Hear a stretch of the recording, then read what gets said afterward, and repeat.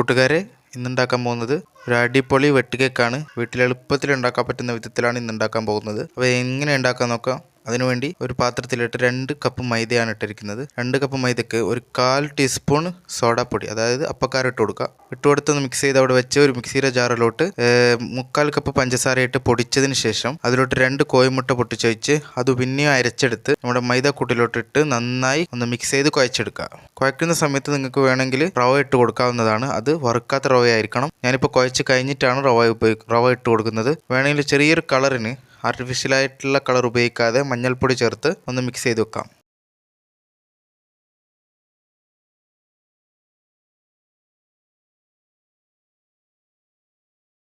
ഇപ്പോൾ ചേർക്കുന്നത് വറുക്കാത്ത റവയാണ്. വേണമെങ്കിൽ നിങ്ങൾക്ക് കുഴക്കുന്ന സമയത്ത് ചേർക്കാമെന്ന് ഞാൻ മുമ്പ് പറഞ്ഞിരുന്നു. ഞാനിപ്പോൾ കുഴച്ച് കഴിഞ്ഞിട്ടാണ് ചേർക്കുന്നത്. കുഴച്ച് കഴിഞ്ഞാൽ 10 മിനിറ്റ് 5 മിനിറ്റ് ഒന്നും റെസ്റ്റിന് വെക്കേണ്ട കാര്യമില്ല. കുഴച്ച് കഴിഞ്ഞാൽ ഉടനെ തന്നെ നമുക്ക് ചുട്ടെടുക്കാവുന്നതാണ്. ഞാൻ വീഡിയോയിൽ കാണിക്കുന്ന പോലെ ഉരുളയാക്കാനോ അല്ലെങ്കിൽ നിങ്ങൾക്കറിയുന്ന പോലെ ചെയ്താൽ മതി. അത് എണ്ണയിലിട്ട് കുറച്ച് പൊരിയുന്ന സമയത്ത് തന്നെ വെട്ടുകേക്കിൻ്റെ രൂപത്തിലോട്ട് വരുന്നതാണ്. വെട്ട് വരുന്നതാണ് അതിലോട്ട്. അപ്പോൾ ഓരോന്നോരോന്നും ഞാൻ ഇട്ട് കൊടുക്കുന്നുണ്ട്. ഇടുന്ന സമയത്ത് തീ ഹൈ ഫ്ലെയിമിലായിരിക്കണം. ഇട്ട് കഴിഞ്ഞ് ഒരു 10 സെക്കൻഡ് കഴിഞ്ഞ് കഴിഞ്ഞാൽ തീ ഫുള്ള് ലോ ഫ്ലെയിമിലോട്ട് മാറ്റണം.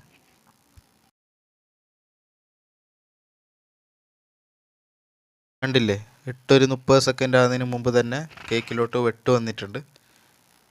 വെട്ട് കേക്ക് ഇവിടെ തയ്യാറായിട്ടുണ്ട്. എണ്ണയിൽ നിന്ന് കോരി മാറ്റി ഒരു പാത്രത്തിലോട്ട് മാറ്റാവുന്നതാണ്.